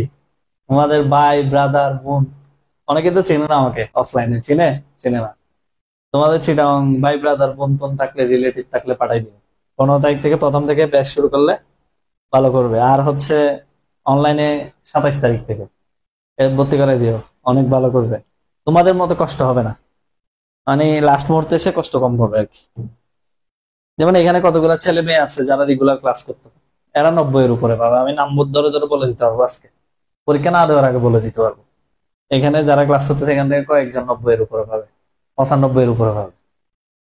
ঠিক আছে, যারা রেগুলার নিয়মিত ক্লাস করে এগুলা বলে দিতে পারবো ইনশাল্লাহ। ঠিক আছে, তাহলে আমরা বুঝি যখন ক্লাস করাই কে কে ক্লাস করে, এগুলো বোঝা যায়। এটার ফ্লো চার্টটা বেশি গুরুত্বপূর্ণ, আবারও বলতেছি। দেখো, শুরু করবা, এন এর মান ইনপুটে নিবা। ঠিক আছে, I less than equal N, সিদ্ধান্ত হচ্ছে I less than equal N. যতক্ষণ ইয়েস হবে ততক্ষণ সে দুইটা কাজ করবে। কয়টা কাজ করবে? দুইটা কাজ। কি কি স্যার? একটা কাজ হচ্ছে সে আই এর মান প্রিন্ট করবে। বি কেয়ারফুল, আই এর মান প্রিন্ট করবে, এখানে কোনো যুগ নাই মধ্যে। এই প্রশ্নটা বেশি গুরুত্বপূর্ণ, এখানে মধ্যে কোনো যুগ নাই, এবং এই প্রশ্নটা আসলে ফ্লো চার্টের জন্য আসবে। এখানে মধ্যে কোনো যুগ চিহ্ন নাই, 10, 20, 30, 40 কমা দিয়ে দিয়ে। তাহলে এই যে এভাবে আই প্রিন্ট করতেছে, শুধু আই এর মান প্রিন্ট করবে, এবং সেই সাথে এই যে আই এর মান 10 করে করে বাড়ে, এটাই। আর এখানে, ও হ্যাঁ, এখানে আর একটা জিনিস অ্যাড করতে হবে, সেটা কি স্যার? এই যে আই ইজ ইকুয়াল টু কত, আই এর মান বলে দিতে হবে প্রথমে 10, এবং পরবর্তীতে এখানে এন এর মান ইনপুট হিসেবে নেবে। ওকে, দেখো, আর খুব কেয়ারফুল, যেটা আউটপুট দেয় সেটা সামান্তরিক, আর যেটা যোগ করে সেটা হচ্ছে আয়তক্ষেত্র। এই চিত্রগুলা পেন্সিল দিয়ে আঁকবা, এই জিনিসটার জন্য এই ফ্লো চার্টটা বেশি দেয়। দেখো, প্রিন্ট করলে সামান্তরিক, নিচে যে যোগ করে এটা কিন্তু আর সামান্তরিক না, এক বক্সে দিও না প্রত্যেকবারের মতো, খুব কেয়ারফুলি করতে হবে। এবং এইভাবে ঘুরতে থাকবে, লুপটা ঘুরতে থাকবে। এবং ফিনিশ করার সময় নরমালি আমরা আউটপুট দিতাম, আগে নো হয়ে গেলে আউটপুট দিতাম, কিন্তু এখানে নো হয়ে গেলে শেষ করে দিবে, ফিনিশ। এখানে কোনো আউটপুট না, আউটপুট এখানে। এই যে দেখো, আই এর মান যতক্ষণ এন সমান হবে, এই যে দেখো 10 প্রিন্ট করবে, তারপরে 10 বাড়ে 20 হবে, আবার আসবে 20 প্রিন্ট করবে, তারপরে 30 হবে, 30 প্রিন্ট করবে, এভাবে। মানে এই জিনিসটা কেয়ারফুলি খেয়াল রাখতে হবে, এটা হচ্ছে আউটপুট, এটা হলে। ওকে, সবাই ক্লিয়ার? ওকে, এটার প্রোগ্রামিং কোডিং করে দিব। আচ্ছা, এটা প্রোগ্রামিং করে দিচ্ছি। এটা প্রোগ্রামিংটা কোন লুপে করবো বলো? For loop, while loop, do while loop, input loop, সবগুলাতে করে দিব। এটা প্রোগ্রাম কি সবগুলাতে করে দিব? কোনটা কিভাবে? আচ্ছা, সবগুলাতে করে দিচ্ছি, সবগুলাতে করে দিচ্ছি এটার প্রোগ্রামিংটা। ফর লুপে, হোয়াইল লুপে, ডু হোয়াইল লুপে, সবগুলাতে। ওকে, ঠিক আছে, আমি সবগুলাতে করে দিচ্ছি, একটু একটু চেঞ্জ জাস্ট। এটা করে তোমাদের ক্লাস আমি চ্যাপ্টার 1-2 বলে শেষ করে দিব। তাহলে দেখো, এটার কেয়ারফুল যে জিনিসটা সেটা দেখাই দিলাম। তাহলে এটা ফর লুপ কিরকম হবে স্যার? আচ্ছা, এটা ফর লুপ হবে এরকম, দেখেন, এটা ফর লুপ হবে কিরকম, হ্যাশ প্রথমে ইনক্লুড stdio.h, ওকে। এরপর হচ্ছে int main, তারপর হচ্ছে ইন্টিজার। প্রথমে i, এখানে s এর কোনো দরকার নেই, n এর দরকার আছে। scanf এ কি করতে হবে, n এর মান নিতে হবে, %d m%n। তারপরে ফর লুপে প্রথমে i এর মান ডিক্লেয়ার করতে হয়, i সমান 10, semicolon. i less than equal n সংখ্যক, i 10 করে বাড়ে, i প্লাস 10, ঠিক আছে। সেকেন্ড ব্র্যাকেট কি হবে, i ইজ ইকুয়াল টু, এখানে সেকেন্ড ব্র্যাকেটে কি হয় বলতো, প্রিন্টএফ। ডিরেক্ট প্রিন্টএফ লিখতে পারবা, কি হয় প্রিন্টএফ, কি হয় %d i। একটা শর্ত, এটা ব্র্যাকেট না দিলেও চলে, ঠিক আছে। এরপরে ডিরেক্ট রিটার্ন 0, শর্ত ব্রেক হলে রিটার্ন করে দিবে, কাজ শেষ। এতটুকু, এখানে ব্র্যাকেট দিলেও চলবে, না দিলেও চলবে, কোনো সমস্যা নেই। শর্ত যতক্ষণ মানবে, এখানে ব্র্যাকেট একটা লাইন না লিখলেও চলে, দিলেও কোনো অসুবিধা নেই। শর্ত যতক্ষণ মানবে i এর মান প্রিন্ট করবে, শর্ত না মানলেই শেষ করে দিবে। কথা বুঝাতে পারছি? দেখি সবাই এতটুকু লিখে ডান লিখেন, তারপর বাকি প্রোগ্রাম গুলো দেখাচ্ছি। এতটুকু লিখে ডান লিখো সবাই, তারপরে বাকি প্রোগ্রাম গুলো দেখাচ্ছি, ওকে ওকে। আমি কিন্তু এখানে সমস্ত জিনিসের একটু আর্জেন্টিনার খেলা আছে, আমি কিন্তু এখানে সমস্ত জিনিস একটু আলোচনা করতেছি, কোনো সাজেশন দিচ্ছি না। সাজেশন মানে হচ্ছে কি, যেটা বলতেছি এগুলা পড়ে গেলে এখান থেকে কমন চলে আসবে, আর পরীক্ষা ইনশাল্লাহ ভালো হবে। দেখবা ম্যাক্সিমাম স্টুডেন্টের হাসি মুখ দেখবো ইনশাল্লাহ ওই দিন। নৈর্ব্যক্তিক কেয়ারফুলি সলভ করবা, যারা আমাদের 10টা ক্লাস করতে পারো নাই, বই পড়তে পারো নাই, তারা একটু সাবধানে থাকবা আর চেষ্টা করবা। নৈর্ব্যক্তিক কঠিন হবে, আই রিপিট আইসিটি এমসিকিউ কঠিন হবে, ওকে। সাবধানে ক্লাস করবা, আইসিটি এমসিকিউ একটু হার্ড হবে হালকা। তাহলে এটাকে যদি বলে হোয়াইল লুপে করতে, সেম জিনিস হোয়াইল লুপে করলে কিরকম হবে একটু দেখো। হোয়াইল লুপে করলে এই লাইনও সেম, এই লাইনও সেম, এই লাইনও সেম, এই লাইনও সেম, ওকে। শুধু ফর লুপটা ভাঙতে হবে, যেহেতু হোয়াইল লুপ মানে ফর লুপ ভাঙতে হবে। কি করতে হয়, ইজ ইকুয়াল টু 10, এটাকে উপরে লিখতে হয় ফর লুপে, এই যে এটা হোয়াইল লুপের শর্তটা আগে বসে, শর্ত আগে বসবে, i লেস দেন ইকুয়াল 10। এটা যতক্ষণ হবে দুইটা কাজ করবে, কি কাজ করবে স্যার? একটা হচ্ছে সে প্রিন্ট করবে, প্রত্যেকবার প্রিন্ট করবে কিসের মান, i এর মান প্রিন্ট করবে। এরপরে হচ্ছে i এর মান 10 করে বাড়াবে, এরপরে হচ্ছে রিটার্ন 0, শেষ করে দিবে, লুপ শেষ। এটা হচ্ছে হোয়াইল লুপ। দেখো সেম গুলা সেম, শুধু লুপটা ভাঙছি, এই 10টাকে উপরে উঠাই দিলাম, শর্তটাকে হোয়াইলের মধ্যে নিয়ে যাব, আর কাজ দুইটা হচ্ছে, একটা প্রিন্ট করা আর একটা হচ্ছে 10 করে বাড়ানো, ওকে ওকে। সবাইকে ক্লিয়ার? কেমন লাগতেছে ক্লাস একটু বলো তো, কেমন লাগতেছে ক্লাস একটু বলো তো। যারা ক্লাস করতেছো আজকে, অনেকেই কিন্তু পড়াশোনা করতেছে না, কিন্তু তোমরা এর মধ্যে যে ক্লাসগুলো করতেছো এটাও অনেক কিছু।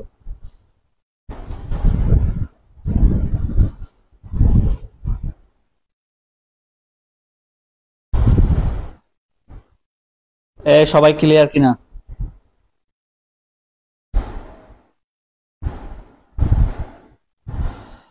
মুস্তাফিজ বলতেছে এক কথায় অসাধারণ, thank you Mustafiz. One shot class তাই দরকার ছিল স্যার, থ্যাংক ইউ শারমিন।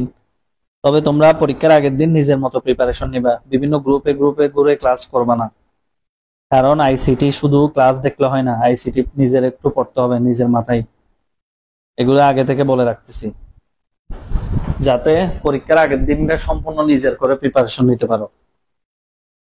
আচ্ছা, এবার আসো, এবার পরবর্তী কথা শুনেন মনোযোগ দিয়ে। যদি এটাকে বলা হয় ডু হোয়াইল লুপ, পরীক্ষায় যদি বলে ডু হোয়াইল লুপে করেন, সেম প্রবলেম, তখন কি করতে হবে? কিচ্ছু করতে হবে না। এই যে দেখেন, এই হোয়াইলটাকে নিচে লিখবেন, রিটার্ন 0 যেখানে লিখছি সেখানে, এই যে এইভাবে লিখবেন হোয়াইল।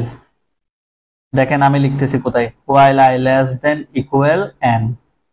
যতক্ষণ পর্যন্ত এই ডু হোয়াইল লুপে হোয়াইল সেমিকোলন দিতে হয়, remember it, note down it, do while লুপে হোয়াইলে কি দিতে হবে? সেমিকোলন। নোট ডাউন ইট, নোট ডাউন ইট।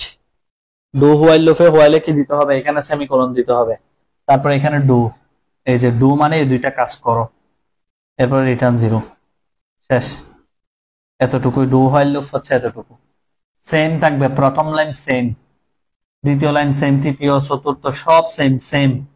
জাস্ট এখানে হোয়াইলের জায়গায় ডু হবে আর হোয়াইল হবে নিচে, এইখানে সেমিকোলন দিতে হয়, হোয়াইলে সেমিকোলন। এর আগে হোয়াইল যেটা লিখছিলাম ওইখানে সেমিকোলন হবে না, কিন্তু ডু হোয়াইলের ক্ষেত্রে সেমিকোলন দিতে হবে। এটা ভালো করে খেয়াল রাখবা। While I less than equal N, এই শর্তটা মানলে এই দুইটা কাজ করবে, নতুবা রিটার্ন 0, শেষ করে দিবে। সবাই একটু ডান লিখেন, সবাই একটু ডান, সবাই একটু ডান লিখেন।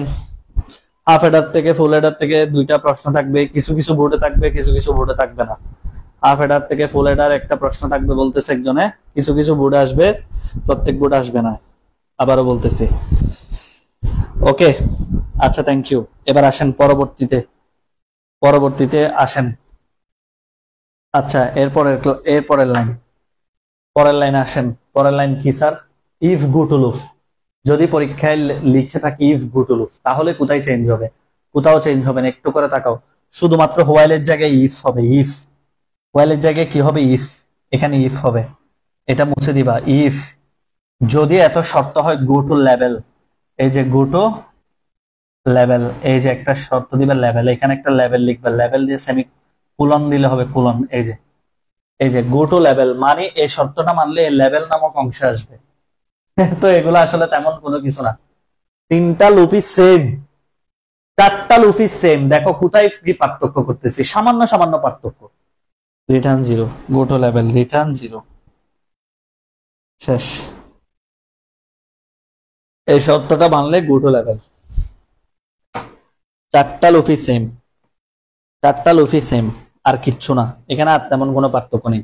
আর একটা সরকারি প্রশ্ন মিনিমাম 3টা বোর্ডে কমন আসবে, এটা হচ্ছে আই প্লাস প্লাস এবং প্লাস প্লাস আই এর পার্থক্য, প্লাস প্লাস আই এর পার্থক্য। এই প্রশ্নটা বা এটাকে এভাবেও আসতে পারে, আই মাইনাস মাইনাস বা মাইনাস মাইনাস আই এর পার্থক্য। ঠিক আছে, এগুলা কিন্তু আমি ক্লাসে পড়াইছি, তারপরে একবার বলি, এগুলা কিন্তু আমি ক্লাসে পড়াইছি, এরপর একবার বলতেছি। ওকে, প্রোগ্রামিং এর ক খ প্রশ্ন, আল্লাহ তোমরা অনেকে হয়তো আমাদের বইটা পড়ো না, আমাদের বইতে কিন্তু সব দেওয়া আছে, জ্ঞানমূলক আলাদা, উত্তর সহ দেওয়া, অনুধাবনমূলক আলাদা, সৃজনশীল উত্তর সহ দেওয়া, বইয়ের বেসিক দেওয়া। এই যে এই বইতে সব কিছু রেডি করা, এই অল্পর মধ্যে, এই 200 পেজের মধ্যে সব রেডি করে দিছি আমি। ঠিক আছে, এই 200 পেজের মধ্যে আমি সব রেডি করে দিছি। এখন অনেকে বলবে স্যার বই তো না, এটা আসলো কোত্থেকে? এটা আমি যেটা হাতে রাখি সেটা। ওকে,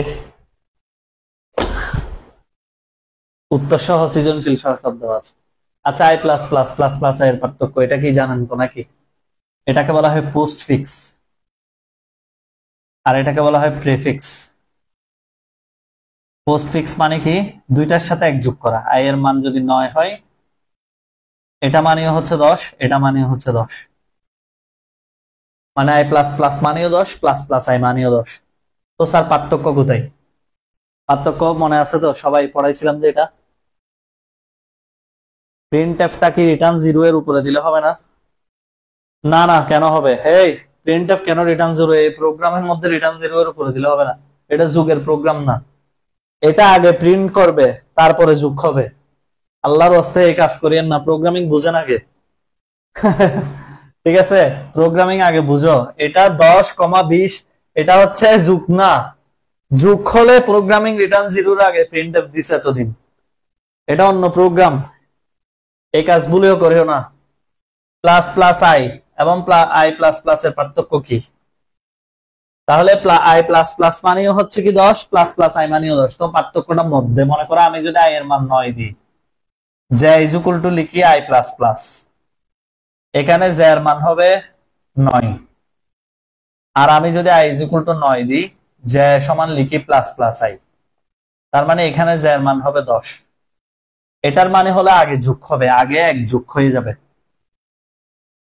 এই যে মধ্যবর্তী অবস্থায় আগে কি হয়ে যাবে, এক যুগ হয়ে যাবে, যেহেতু আগে যুগ তারপরে হচ্ছে মান ঢুকবে, আর এক্ষেত্রে আগে মান ঢুকে তারপরে যুগ, এর পরবর্তী দিকে আয় 10 হবে, আয় দুইবারই 10 হবে। আমার কথা মনোযোগ দিয়ে শোনো যারা নতুন ক্লাস করতেছো, আগের ওরা আমার স্টুডেন্ট এগুলো পারবে। আই যদি মনোযোগ দিয়ে কথা শোনো, I plus plus you I এর মান 10 হবে, plus plus I you I এর মান 10 হবে। ফাইনাল স্টেজে সে 10ই হবে, ফাইনাল স্টেজে সে কি হবে, 10ই হবে। কিন্তু মধ্যবর্তী স্টেজে দেখো সে এক্ষেত্রে হবে 9, এক্ষেত্রে হবে 10। এটার কারণ কি, এখানে যুগ আগে আর এখানে যুগ হলো পরে, সেই জন্য। মানে মিডল স্টেজে হচ্ছে পার্থক্য। একটা প্রিফিক্স, প্রিফিক্স মানে হচ্ছে আগে যুগ হয়ে তারপরে ঢুকবে, আর পোস্ট ফিক্স মানে হচ্ছে আগে ঢুকবে তারপরে যুগ হয়ে 10 হবে। আলটিমেটলি দুইটাই 10 হবে ফাইনালি, কিন্তু ওই যে মিডল স্টেজে একটু পার্থক্য আছে, এটাকে বলা হয় আই প্লাস প্লাস আর প্লাস প্লাস এর পার্থক্য। আর মাইনাস মাইনাসের ক্ষেত্রে এক মাইনাস। ওকে, ঠিক আছে, সবাই কি বুঝতে পারছো? এরে থেকে প্রশ্ন আসবে না, এরে থেকে প্রশ্ন আসলে অ্যান্সার করার দরকার নেই, কোন একটা বোর্ডে আসতে পারে। ঠিক আছে, লসাগু গসাগু এরে এগুলা যে কোনো একটা বোর্ডে একটা আসে। ওই যে বললাম একটা প্রশ্ন কঠিন হইতে পারে, 8টার মধ্যে একটা প্রশ্ন কঠিন হলেও হতে পারে, বাকি 7টা তোমার মন মতো প্রশ্ন হবে। তো ডন্ট প্যারা নিও না। ভার্চুয়াল রিয়েলিটি কি মনে আছে তো? তোমাকে যদি বলে বাড়ির মধ্যে মহাশূন্যের ফিল পাইতেছো, মহাশূন্যে যাওয়ার আগে বাসার ভিতরে প্র্যাকটিস করতেছো মহাশূন্যে কিভাবে যাইতে হয়, তোমার বাসার মধ্যে মহাশূন্যের ফিল কিভাবে পাবা?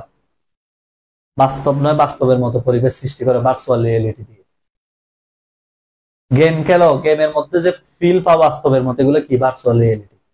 গাড়ি চালানো শিখতেছো, ড্রাইভিং সিমুলেটর ব্যবহার করে বাড়িতে বসে বসে, রাস্তায় না গিয়ে, এগুলো হচ্ছে ভার্চুয়াল রিয়েলিটি। রোবট কোন জটিল কাজে ব্যবহৃত হয়, রোবটের হাত পা, অঙ্গ প্রত্যঙ্গ, মস্তিষ্ক। হাত পাকে বলা হয় অ্যাকচুয়েটর। পাওয়ার সিস্টেম আছে রোবটের, উপাদান কি, রোবটের কাজ কি? রোবটের ভিতর বুদ্ধি প্রয়োগ করা কি? রোবটের বুদ্ধি হলো জিরো। কোন মেশিনের কি কোনো বুদ্ধি আছে? কোনো বুদ্ধি নাই। তো রোবটের ভিতরে যে বুদ্ধি দিতে চাচ্ছ সেটা সেটা হচ্ছে কৃত্রিম আর্টিফিশিয়াল ইন্টেলিজেন্স। রোবটের ভিতরে কৃত্রিম বুদ্ধি প্রবেশ করাচ্ছ, রোবটের কোনো বুদ্ধি নেই। রোবটকে হাসাচ্ছ, এগুলো কি দিয়ে হাসাচ্ছ? আর্টিফিশিয়াল ইন্টেলিজেন্স দিয়ে। আর আর্টিফিশিয়াল ইন্টেলিজেন্স কি নিয়ে কাজ করে? প্রোগ্রামিং লজিক, প্রোলগ নিয়ে কাজ করে। ঠিক আছে, যারা আমার ক্লাসগুলো করেছো বুঝছো, এগুলা খুব জটিল জটিল ভাবে বুঝাইছিলাম। তারপরে হচ্ছে আর কি আছে, বায়ো ইনফরমেটিক্স। একটা গাছ বড় হচ্ছে না, কেন বড় হচ্ছে না? এটার জিন নিয়ে তুমি গবেষণা করলা, যা নিয়ে গবেষণা করেছো, যে যন্ত্রপাতিগুলো নিয়ে, এগুলো হচ্ছে বায়ো ইনফরমেটিক্স। এবার যদি বলো যে এই গাছের মধ্যে একটা জিন ট্রান্সফার করে এনে দিতে হবে অন্য আরেকটা গাছ থেকে, অন্য আরেকটা গাছ থেকে জিন এনে ওই গাছের মধ্যে প্রবেশ করাইলা, এটা হলো জিন ট্রান্সফার, জেনেটিক্স ইঞ্জিনিয়ারিং। তার মানে গবেষণা যেটা করছো সেটা বায়ো ইনফরমেটিক্স, জিনের যে ট্রান্সফরমেশন করেছো এটা হলো জেনেটিক্স ইঞ্জিনিয়ারিং। কথা বোঝার চেষ্টা করবা, প্রশ্নে কিন্তু মিক্স করে লিখতে হবে। তার মানে জীব সংক্রান্ত ডেটা বিশ্লেষণ করা, জীব সংক্রান্ত ডেটা গবেষণা করা, উদ্ভিদ নিয়ে গবেষণা করা, এগুলার জন্য যে টুলস, যে যন্ত্রপাতি, যে প্রোগ্রামিং লজিক, সবকিছু হলো বায়ো ইনফরমেটিক্স। জিনকে যখন এক ইয়া থেকে আরেক ইয়াতে ট্রান্সফার করব, এগুলো হচ্ছে জেনেটিক্স ইঞ্জিনিয়ারিং। ঠিক আছে, রেস্ট্রিকশন এনজাইম দিয়ে কেটে, আণবিক কাঠি দিয়ে একটা ডিএনএ কে অন্য ডিএনএ তে কি করা, প্রতিস্থাপন করা, অনুলিপি তৈরি করা, এগুলো জেনেটিক্স। একটা ব্যক্তি শনাক্তকরণ পদ্ধতি, মানুষ একটা মারা গেছে, ছাই ছাড়া কিছু নাই। এখন এই মানুষকে শনাক্তকরণের জন্য সবচেয়ে জটিল পদ্ধতি হলো ডিএনএ। এই যে কোনো একটা ব্যক্তিকে অদ্বিতীয়ভাবে শনাক্ত করার যে পদ্ধতি, সে পদ্ধতিকে বলা হয় বায়ো ইনফরমেটিক্স। এবং কোনো ব্যক্তির যদি অবশিষ্ট অংশ, টিউমার, ক্যান্সার, শীতলীকরণ তাপমাত্রা প্রয়োগ করে চিকিৎসা করা হয়, তখন তাকে বলা হয় ক্রায়োসার্জারি। -165 থেকে -41 ডিগ্রি সেলসিয়াস তাপমাত্রায় আর্গন গ্যাস, তরল নাইট্রোজেন গ্যাস। ঠিক আছে, কথা ভালো করে বোঝার চেষ্টা করব। কার্বন ডাই অক্সাইড, এগুলা যখন আমরা ব্যবহার করব তখন এটাকে বলা হয় ক্রায়োসার্জারি। এরপরে হচ্ছে মানুষের মুখের মেকআপ থেকে শুরু করে ক্রিকেট খেলার বল, মোবাইলের সার্কিট, ঠিক আছে, মেডিসিন, এইসব জিনিসে যে প্রযুক্তিগুলা ব্যবহৃত হয় সেগুলাকে বলা হয় nano technology. Richard Feynman 1 nanometre সমান 10⁻৯ মিটার। আবিষ্কার করেছে। তো এই টপিকগুলো থেকে প্রশ্ন হবে 100% শিওর। ফ্রিল্যান্সিং পড়বা, ফ্রিল্যান্সিং বা আউটসোর্সিং পড়ে যাবা।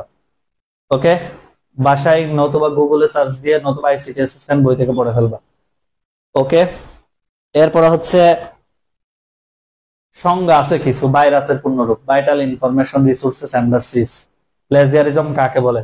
আমাদের আইসিটি অ্যাসিস্ট্যান্ট বই কেউ যদি চুরি করে নিজের নামে চালাই দেয়, 2-3 পৃষ্ঠা কপি করে কোচিং সেন্টারে শিট বানাই, এগুলা হচ্ছে আমার লেখাকে চুরি করছে, তাহলে এগুলাকে বলা হয় প্লেজিয়ারিজম। ঠিক আছে, একজনের লেখা যদি অন্যের নামে চালাই দেয় এটাকে বলা হয় প্লেজিয়ারিজম।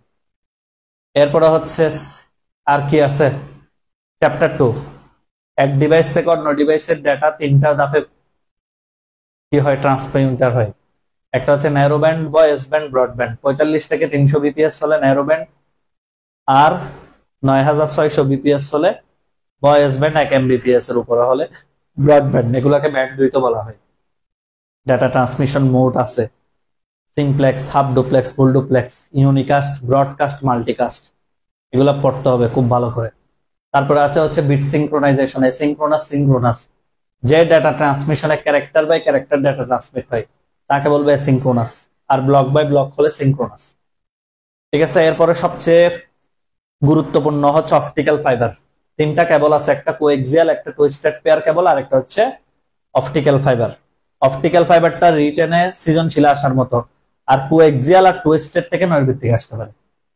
আমাদের বইতে যে ইনফরমেশন আছে এগুলো এনাফ। আর হটস্পট সবচেয়ে পছন্দের টপিক নৈর্ভিত্তিকের জন্য, কারণ হটস্পট 3টা কি কি, ব্লুটুথ, ওয়াইফাই, ওয়াইম্যাক্স। ব্লুটুথের IEEE স্ট্যান্ডার্ড কত?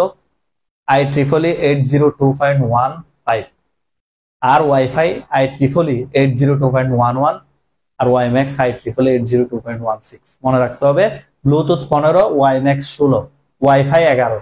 ওয়াইফাই 15 আর ওয়াইম্যাক্স 16 দিও না ওয়াই ওয়াই দেখে। ঠিক আছে, ব্লুটুথ 15, ম্যাক্স হচ্ছে 16, এটা মাথায় রাখতে হবে। এরপর হচ্ছে 4টা ভৌগোলিক বিস্তৃতি অনুসারে নেটওয়ার্ক আছে, land, local area network, pan, personal area network, man metropolitan area network, finally হচ্ছে কি ওয়াইড এরিয়া নেটওয়ার্ক, ওয়েন। এগুলা পড়তে হবে। 4টা প্রজন্ম, 5টা প্রজন্মের মোবাইল ফোনের বৈশিষ্ট্যগুলো রিডিং করে যাবা, এগুলার থেকে নৈর্ভিত্তিক আসতে পারে। রুমিং কোন প্রজন্মে চালু হয়, দ্বিতীয়। তারপরে আসতে পারে 3G বৈশিষ্ট্য, ভিডিও কল কখন আসছে, এই যে 4G কিরকম, 5G কিরকম, এগুলো বৈশিষ্ট্যগুলো নৈর্ভিত্তিকের জন্য গুরুত্বপূর্ণ। তারপরে কিছু ডিভাইস আছে, মডেম, গেটওয়ে, রিপিটার, এগুলোর সংজ্ঞা আসতে পারে। গেটওয়ে কি? 2টা নেটওয়ার্ক একসাথে যুক্ত করলে বলে গেটওয়ে। রিপিটার কি? যখন পুনরায় এনার্জিকে বুস্টিং করা হয়, কোন ডেটা যখন পুনরুদ্ধার করার জন্য যে ডিভাইস ব্যবহৃত হয় তাকে বলা হয় কি, রিপিটার। ঠিক আছে, এগুলা মাথায় রাখতে হবে। 2টা নেটওয়ার্ককে যুক্ত করলে বলে গেটওয়ে। এটা মাথায় রাখবো ভালো করে, গেটওয়ে কি জিনিস, সেটা পরীক্ষা আসে, গতবার নৈর্ভিত্তিক আসছে।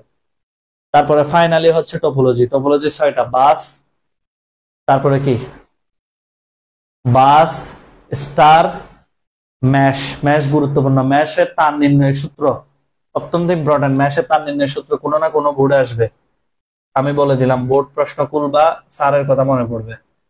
মনে করে একটা ম্যাশ টোপোলজিতে 10টা কম্পিউটার আছে, তার কয়টা লাগবে?